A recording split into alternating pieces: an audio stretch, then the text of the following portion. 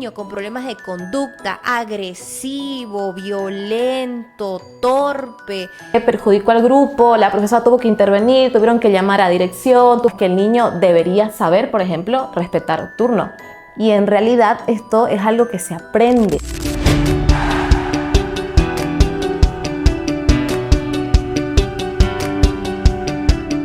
Bienvenidos a un episodio más de Cercanamente el Podcast. Soy Adriana Zubieta.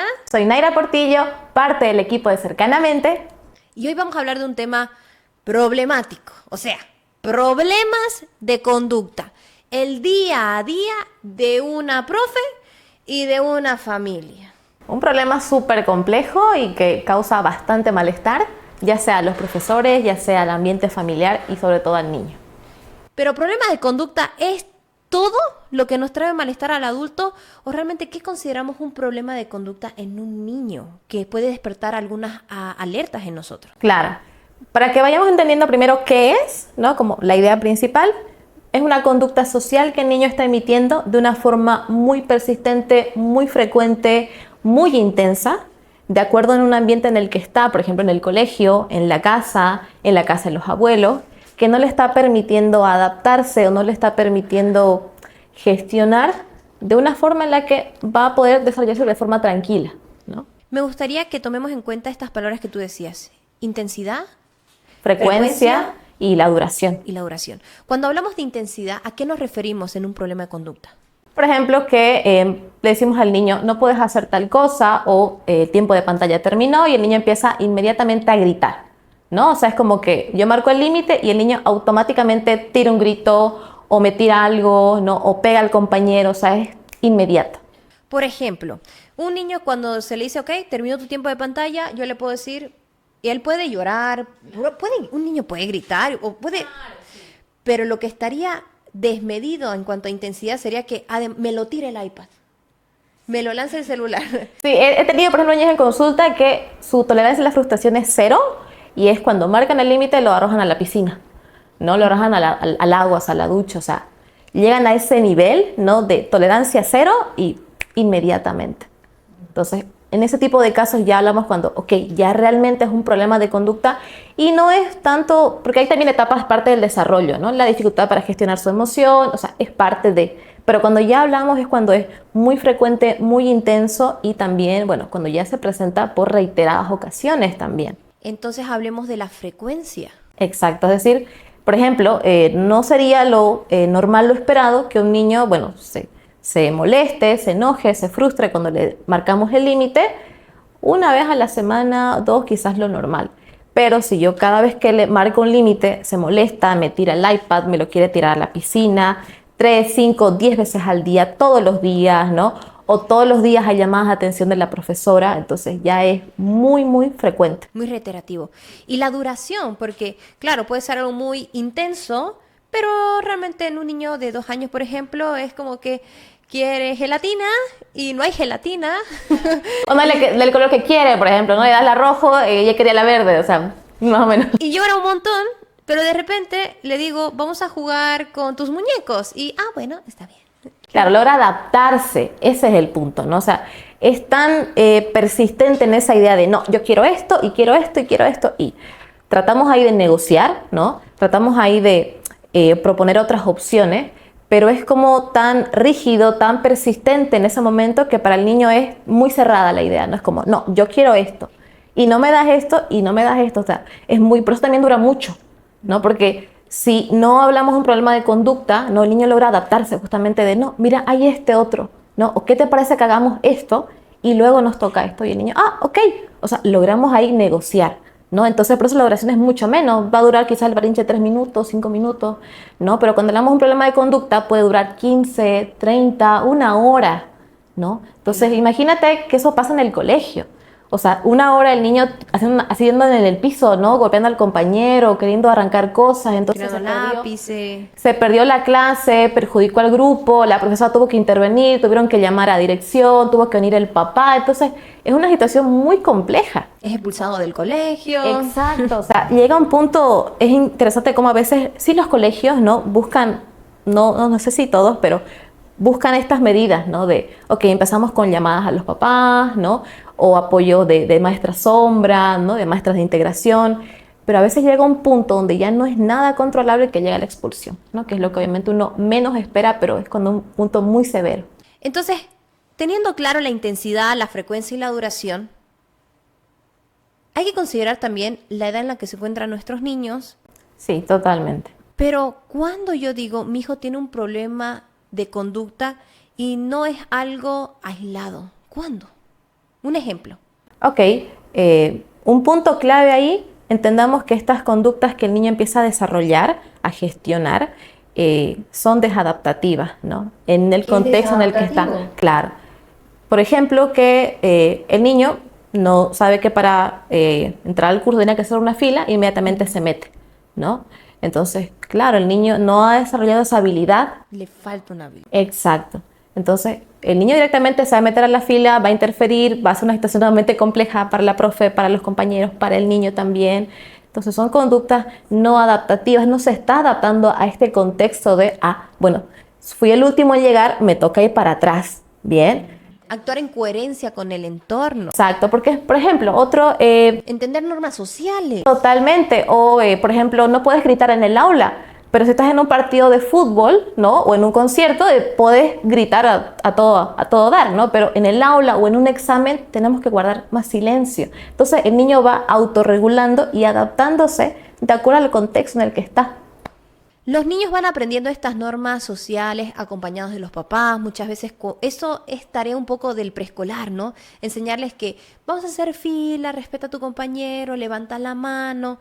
Pero cuando nos adentramos un poco en la vida escolar y vemos que estos niños todavía no tienen integradas estas normas, es donde empezamos a decir, tiene un problema de conducta que traducido sería, le faltan habilidades para poder gestionar estos conflictos. Totalmente, sí, y específicamente hablamos de lo que son las habilidades sociales, ¿no?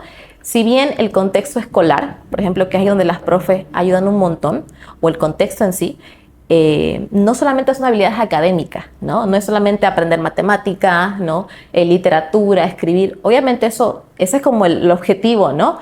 Pero realmente son muchas otras habilidades que el niño desarrolla en el contexto escolar, ¿no? O en casa, ¿no? Desde muy pequeño, la parte social. Porque estas habilidades que no tiene desde el enfoque social, de convivencia, están perjudicando su rendimiento académico. Y no solamente académico, sino su calidad de vida. Y su relación con sus compañeros. Todo, por ejemplo, si el niño, vuelvo al ejemplo de hacer la fila, ¿no? O de gritar. Si el niño empieza a gritar en el aula, ¿no? Y no logra controlarse, entonces la maestra va a tener que sacarlo del aula.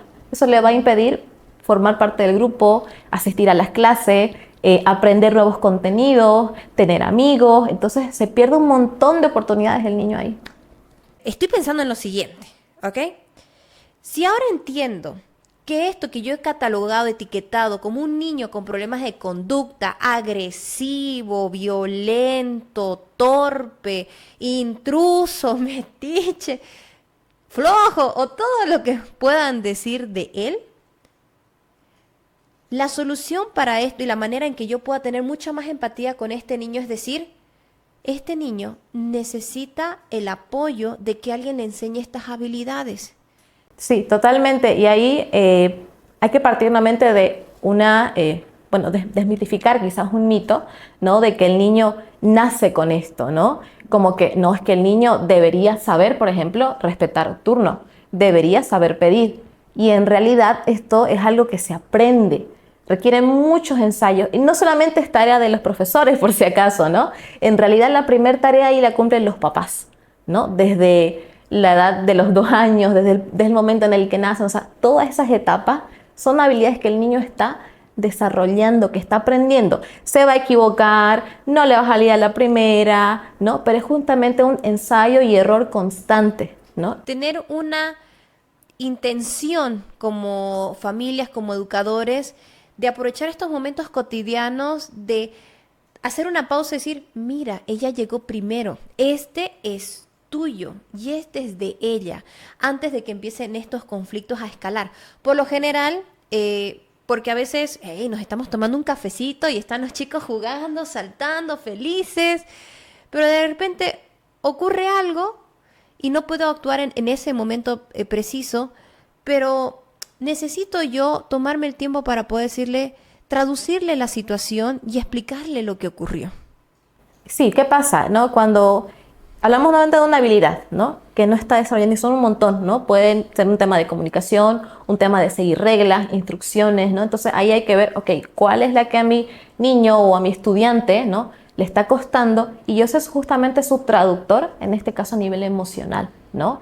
O a nivel de la comunicación. Ah, tú querías pedirle este juguete o él te arrebató un juguete, entonces dile, devuélveme el juguete, yo estaba jugando, ¿no? O aprender a compartir, ¿no? O a trabajar en equipo. Entonces ahí requiere mucho sí la ayuda del adulto, no solamente de papá o mamá, sino del adulto en sí que esté presente y colabore de esa forma, ayudándole a traducir y a verbalizar también la habilidad. Me quedó clarísimo. Y si no, que nos los pongan en los comentarios. Por favor, cualquier otra duda que tengan, sea en el ámbito escolar, en el ámbito familiar, o a veces me llegan igual consultas de, pucha, se comporta así en la casa de mi suegra, ¿no? O en una fiesta. Entonces, hay que ver, ¿no? Esto obviamente son parámetros generales, ¿no? Y sí va a depender mucho de una familia a otra, porque también el estilo de crianza de una familia a otra puede ser diferente, ¿no? Las costumbres, las tradiciones, las reglas, ¿no? Pero de forma general podemos ir entendiéndola de esta manera. Todo lo que hemos conversado es acerca de niños neurotípicos, sin un diagnóstico específico de base. Que entendemos que al trabajar con ellos, probablemente de una manera mucho más práctica, van a poder adquirir estas habilidades. Van a necesitar de un adulto que tenga esta intención voluntaria de trabajar en ellos. Pero ¿qué pasa con los niños que tienen un diagnóstico relacionado con autismo, con TDAH? Que evidentemente esto va a tomar un poquito más de trabajo. ¿Qué esperamos de ellos? Bien, ahí cabe aclarar, ¿no? Que cuando tenemos un niño, particularmente ya sea con algún diagnóstico, ¿no? Neurológico, ¿no? Autismo, TDAH, alguna discapacidad, no es regla, ¿no? de que sí o sí el niño va a tener un problema de conducta. Por si acaso, porque a veces como que autismo tiene problema de conducta, ¿no? O discapacidad visual, no sé, tiene problema de conducta. No, no es una regla cerrada, ¿no? Pero sí que va a influir, ¿no? O hay un poquito más de vulnerabilidad en estos casos, ¿no? ¿Por qué? Para empezar, el niño en sí con TDAH o con alguna otra dificultad ya tiene justamente alguna necesidad ahí, ¿no? Hablamos de control inhibitorio, hablamos de un tema de comunicación, un tema de tolerancia a la frustración, o sea, ya viene con un antecedente, ¿no? Entonces, eso lo hace más vulnerable. ¿Qué hacemos ahí? Primero, lo sugerible, ¿no? Cuando es en edades tempranas, por ejemplo, es que pasen por un proceso terapéutico, ¿no? Porque, ¿qué pasa, no? Igual en estos casos hay conductas, ¿no? muy intensas, no siempre en tema de problemas de conducta, pero conductas en general muy desreguladas. Entonces ahí el terapeuta ayuda a gestionar, a que sea un poco con más apoyo a los papás, ¿no? Entonces en estos casos va a requerir sí quizás un apoyo terapéutico, ¿no? Si los papás realmente les está desbordando esto, o sea, ellos hacen todo lo que pueden, dan todas las ayudas, pero ven que no hay resultado, entonces ahí ya dar un poco más de apoyo terapéutico en este caso. Me gusta lo que dices porque parte de nosotros como papás, como adultos a cargo de niños, como maestros, darnos cuenta que en algún momento ya no tenemos las herramientas para darle lo que ese niño necesita. Y si ese es una alerta que se nos prende, busquemos ayuda. Porque en todos estos casos de problemas de conducta, de regulación emocional o cualquier sea el diagnóstico que tenga el niño, mientras más antes trabajemos en el problema, mejor es la recepción que el niño va a tener de poder gestionar mejor estas situaciones. ¿Qué es lo que pasa, no? Justamente por el desarrollo del cerebro, es como una esponjita en el caso de los niños, ¿no? Entonces las primeras etapas, si bien hay una dificultad o hay una discapacidad, mientras más apoyo, mientras más estimulación le demos más temprano, mucho va a mejorar su calidad de vida en adelante, ¿no? Es angustiante para los papás, obviamente, recibir un diagnóstico temprano, ¿no? De autismo a los 2 años, 3 años, o sea, están empezando y, pucha, se topan con eso y obviamente es un duelo muy profundo para ellos, ¿no?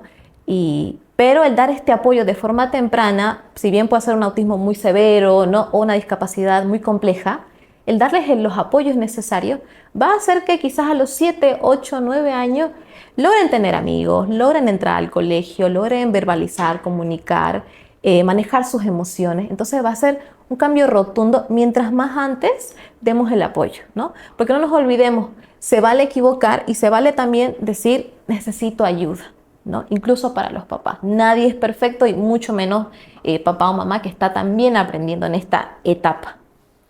Yo estoy aprendiendo a ser mamá, yo puedo ser muy psicóloga, podemos estar hablando aquí en el podcast, señores, pero la verdad es que hay situaciones que nos rebasan y necesitamos conversarlos con otra persona que esté especializada en el tema o que nos pueda brindar la orientación.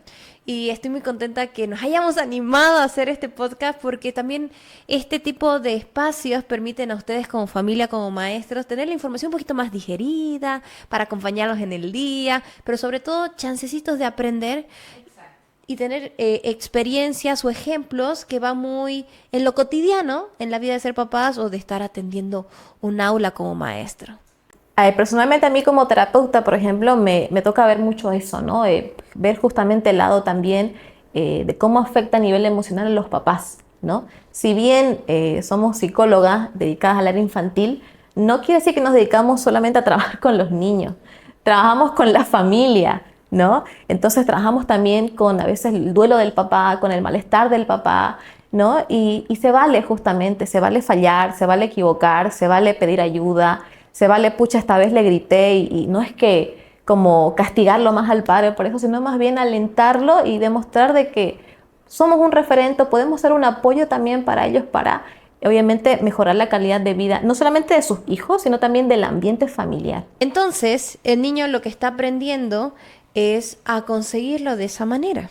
Sí, ¿y qué pasa? Es como una situación al final que el papá busca de alguna forma gestionar, quizás no sabe muy bien cómo, y le genera también ese malestar, le genera vergüenza, le genera como las miradas, sentir de los demás o los comentarios de los demás, ¿no? O pasa en la casa de tu suegra y tu suegra te dice, no, pero ¿por qué haces esto? ¿Por qué le gritas más al niño? O de una vez dale para que se calme. Entonces, claro, lo más a veces complejo en realidad, pero que sí va a ser mucho más beneficioso es justamente eso, ¿no? Es poder, estar presente ante ese malestar, ante esa situación, ayudarle a transitar esa emoción y enseñarle luego la habilidad. Pausa, Naira. Si todo esto también es predispuesto por el ambiente, entonces a consulta para este tipo de casos viene solo el niño. No, y por ahí podemos ir para ahí desmitificando en realidad, porque nuevamente hablemos de un punto que mencionábamos. Somos psicólogas infantiles, más no trabajamos solo con los niños, ¿no? Se cree mucho de que es psicóloga infantil, él lo va a recuperar, lo va a sanar, lo va a recomponer a mi hijo que está, vamos a decir, entre comillas, como averiado, ¿no? Que tiene algo malo, ¿no? Porque muchos problemas de conducta vienen incluso en realidad por demanda de la maestra, ¿no? Los papás les cuesta aceptar esto y es como, no, es que el niño ya me tira mucho las cosas, me falta el respeto, no hace la tarea, van a consulta y es, bueno, la profesora dice que mi hijo hace esto, ¿no? Pasa mucho, pero no obviamente en todos los casos. Y ahí quienes los papás esperan que intervenga solamente con el niño. Cuando ya vamos indagando, informando un poquito más, son otros elementos, ¿no? Es cómo papá le habla al hijo, cómo mamá se comunica, cómo si juegan o no juegan con el hijo, le dedican tiempo de calidad, ¿no? Realmente, entonces, depende más de todos estos elementos muchas veces que incluso del propio niño en sí. Nueva duda. Como papás, trabajamos mucho y probablemente solo los vemos al despertar, quizás un cachito en el almuerzo y al dormir. En niños pequeños suelen tener una niñera o la abuelita nos ayuda. ¿Será que si la persona que pasa más tiempo con los chicos es esta niñera o la abuelita, es importante que se involucre en el proceso? Totalmente, ¿no? Por eso hablamos de cuidadores en muchos casos, porque puede justamente que no esté mamá presente, no esté papá, esté de viaje, no sea otro estilo, dinámica, ¿no? De la familia. Entonces, ahí también preguntamos a los papás, ¿no? Que son muchas veces ellos quienes nos traen a consulta. No, pero es que se queda con mi suegra toda la tarde o los fines de semana se va con el papá, yo no estoy con él. Entonces, ahí va a dependerse mucho del adulto, del cuidador que está a cargo, ¿no? Que muchas veces puede ser mamá, papá en ciertos periodos o quizás en un buen periodo, y si no, justamente la niñera, ¿no? Y es lo que muchas veces hacemos aquí en la consulta, ¿no? El hacerles el entrenamiento a las niñeras, hacerles las supervisiones, ¿no? O ir a hacer las visitas a casa y, por ejemplo, ver cómo gestiona la niñera o la abuela o el tío o la prima, ¿no? En esa situación. Me encanta todo lo que estamos hablando hasta el momento. Y es genial. Pero vamos a darle la cerecita de la torta a las familias y a los educadores. Porque me gustaría que para cerrar este tiempo podamos hablar de qué estrategias o a qué tengo que estar atento para encontrar la raíz o el origen de un problema de conducta. ¿Cuándo me doy cuenta que eso está apareciendo? Ok, bien. Aquí podemos mencionar un poquito de lo que hacemos en la parte terapéutica, ¿no? Hacemos algunos registros, algunos análisis que les pedimos a los papás. ¿Para qué? Más allá de ver la conducta que está haciendo el niño, ese momento, ¿no? De mi hijo se me tira al piso, mi hijo me grita, ¿no? Me dice mamá, sos una tonta, etcétera. Y ver así como con lupa, veamos un poquito más alrededor lo que está pasando, ¿bien? No nos centremos solamente en lo que hizo hace rato, sino qué pasó antes, ¿no? ¿Qué dijo mamá? ¿Qué dijo papá? ¿Dónde estaban? Entonces, fijarnos más bien un poquito en lo que ocurre alrededor, ¿bien? Ahí yo les sugiero mucho a los papás ser muy observadores y ser como los fans número uno de sus hijos, porque conozcan muy bien a sus hijos, que conozcan sus reacciones, que conozcan sus emociones, qué cosas les agradan, no le agrada, qué cosas los detona, ¿no? Qué intereses tiene, qué juegos les gusta, ¿no? Hay incluso papás que a veces no saben ni qué le gusta jugar a su hijo. Entonces, como juega con el teléfono, ok, ¿y qué juegos juega el niño? ¿Qué videojuegos le gusta? Y es como, no sé.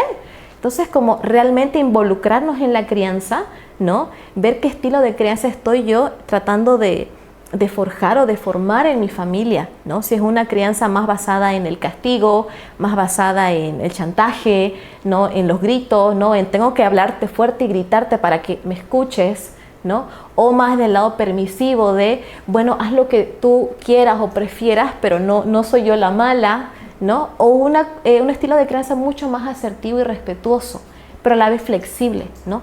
Te acompaño, estoy contigo, valido cómo te sientes, ¿no? Pero te voy acompañando y apoyando en ese proceso, ¿no? Voy como moldeando un poco.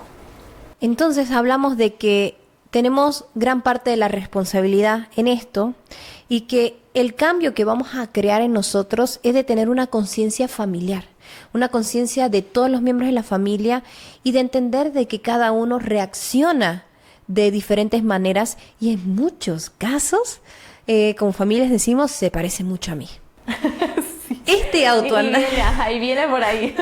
Este autoanálisis también de nosotros nos va a dar muchas pistas de probablemente este temperamento, esto que hemos heredado a nuestros preciosos pequeños, también se está expresando en ellos.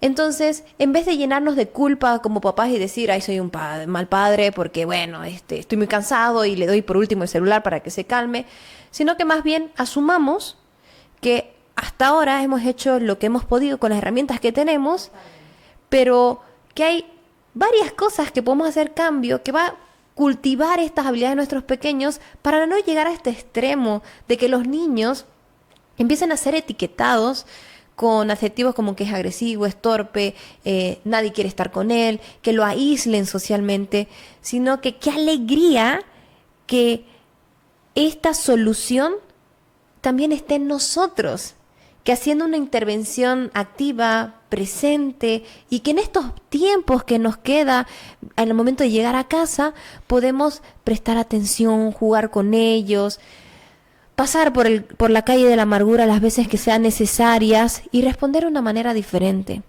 No es fácil, pero ¿sabes qué es lo lindo?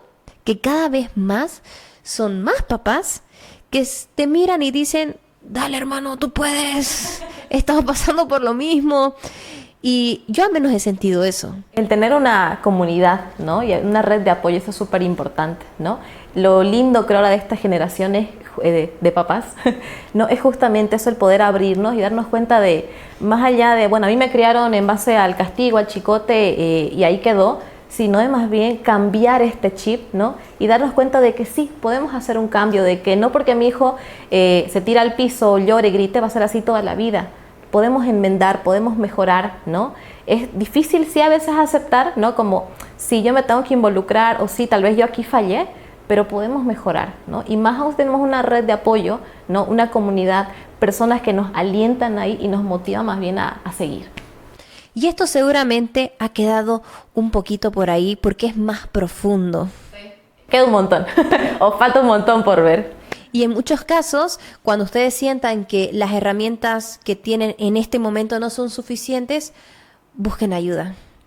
Se vale buscar ayuda, se vale buscar el asesoramiento, ¿no? La orientación, sea si es papá, mamá, si es niñera, ¿no? Profesoras, ¿no? Maestras de apoyo, porque al final todo adulto que esté implicado en la vida de un niño, justamente es lo que veíamos, sí, influye un montón, o sea, depende a veces más del adulto, en gran parte, que esta habilidad genera el niño, o sea, que la logra desarrollar, ¿no? Entonces, yo, adulto, tengo las herramientas y si no las tengo, busco la ayuda, ¿no? Y para eso estamos.